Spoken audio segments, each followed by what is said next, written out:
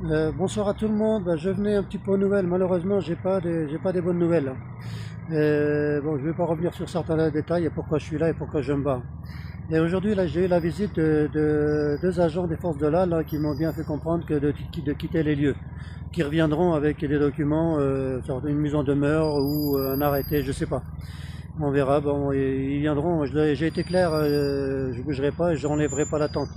Vendredi dernier, j'ai accepté, voilà, j'ai échangé avec le directeur des forces de l'ordre et une personne de la préfecture où nous avons échangé, voilà, avec respect, où voilà, j'ai montré de la bonne volonté pour, voilà, pour des raisons de sécurité aussi, de lever la grève, d'enlever la tente. J'avais enlevé la tente moi-même. Ils m'avaient même proposé de mettre la tente en attendant dans la mairie. Comme quoi, voilà, ils m'ont dit que voilà, je pouvais le remettre après les éliminations et que c'était surtout par rapport voilà, au truc. Et je l'ai remis, hein, je l'ai remis comme je l'ai fait voir. Mais aujourd'hui, je comprends pas pour quel motif maintenant on veut m'enlever. Et là, on veut vraiment que je dégage des lieux.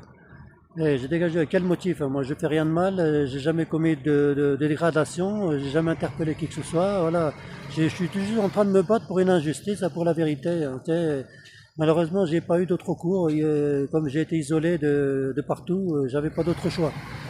Et alors pour quel motif on veut que je dégage de là? Je dégagerai pas. Et s'ils enlèvent là, s'ils viennent demain matin pour me dégager, je vais pas m'y opposer. Hein. Ils enlèveront la tente eux-mêmes. Et ils arracheront tout eux-mêmes.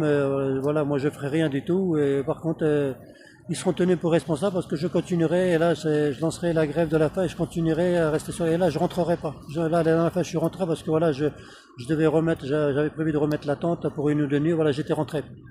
Mais cette fois-ci, ça sera différent. Là, c'est leur comportement, l'agissement, leur décision, c'est une mise à mort. C'est une condamnation à mort. Parce qu'ils voient que voilà, ils voient que je tiens le coup. Voilà, ils veulent me détruire en m'empêchant voilà de pouvoir me protéger avec la tente. Pour quelle raison? Ils en auront toujours.